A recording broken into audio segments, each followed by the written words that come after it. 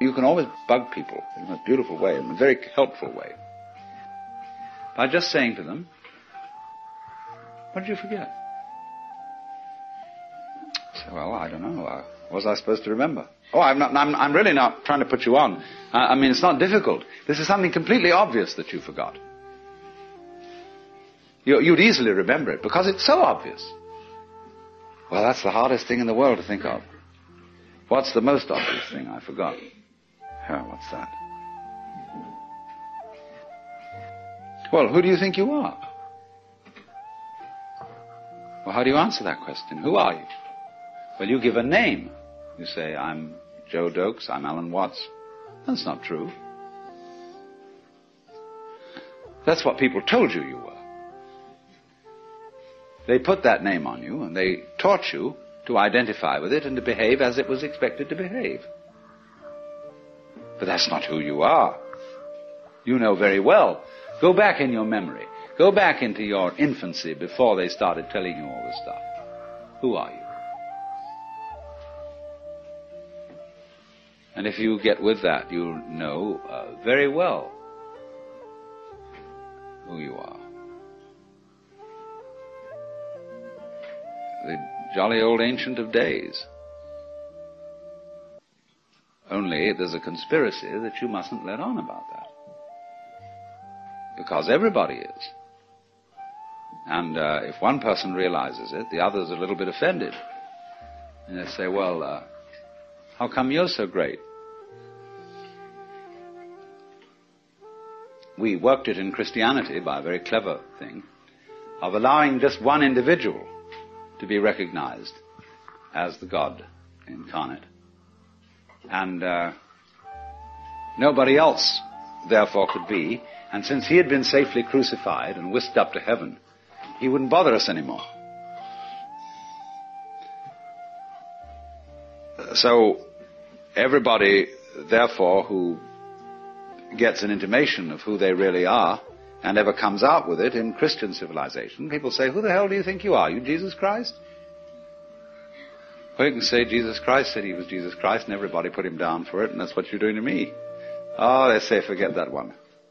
Because it's like somebody comes out and composes some perfectly terrible music. And the critics say this man is a cacophonist. He is completely incompetent. And he said, did you read the reviews of Beethoven's First Symphony when it was performed at Vienna? Now the thing is,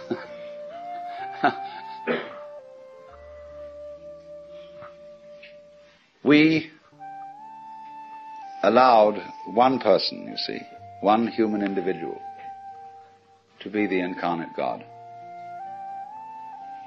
Because we have all been living in a theory of the universe in which the individual is simply involved in something that happens to him.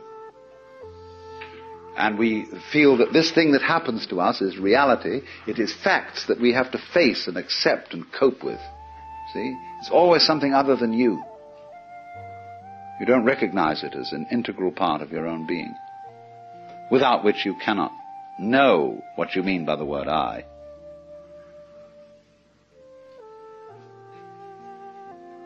But in the truth of the matter is, though, that if you will face it out, every single one of us knows that that isn't true.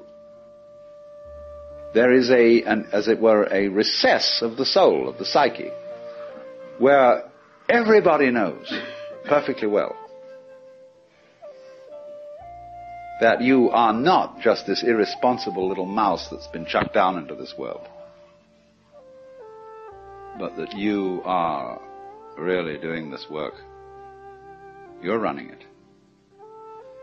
Only you can't admit it just in the same way as you can't admit that you're responsible for the way your own heart beats. You say, oh, that's not my doing. I've no control over my heart. Do you have any control over being conscious? Do you know how you will? And you say, I intend to take my hand down from my face and put it on my leg. I can do that, but I don't know how the hell it's done. So that what we mean by the capacity of voluntary control, in the ordinary sense of the word, is that we don't understand it at all. So you might say, in a funny backwards way, that the only kind of control you really understand is that where you're not using your will. Because you just do it so easy, like you open and close your hand. You know how to do it? Sure you know how to do it. But you can't put it into words and explain to someone how to do it. You say, well, come on, aren't you human? Don't you know how to open and close your hand? Just do it, silly. But we don't realize, you see, that just as we know how to do this, we know equally well how to turn the sun into light, how to blue the sky, how to blow the wind, how to wave the ocean, how to digest food, and I might add, to be digested by bacteria and transformed. As we transform our steaks, we will in turn be transformed. But the pattern keeps going, and it's always you. Only you see, you have this marvelous capacity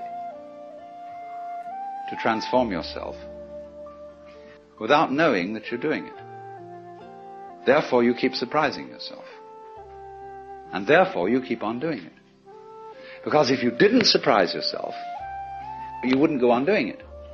It's just the very fact, you see, that you seem to be the victims of a thing you don't understand, and that you seem to conclude your life every time in a wipeout called death, where all your control goes, is just exactly that opposite condition to what you call being alive that allows you to be alive.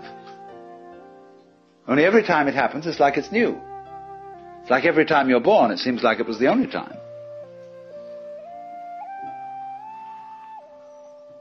But of course, if it wasn't like that,